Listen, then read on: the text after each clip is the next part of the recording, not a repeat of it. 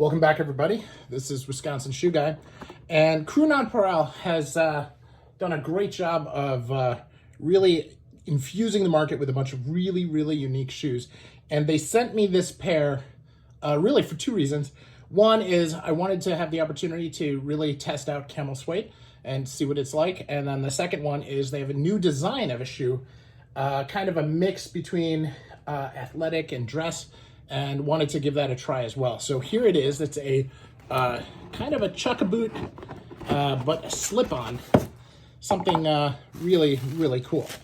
So we'll start off just by taking a look at it. And here it is. Now, take a look at that. Now, no ties. This is just a pure slip-on. Kind of a neat, different style. It's got a beautiful apron, nice stitching on it. It's got the nice thing here, which I like, just really nice details. And then it has this kind of this sole that's very similar to an athletic shoe, but a little bit different as well. So you take out this, you got a single sock liner in this.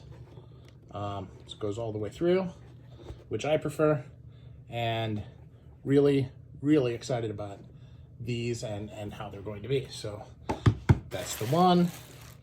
We'll take out and get the other one out and see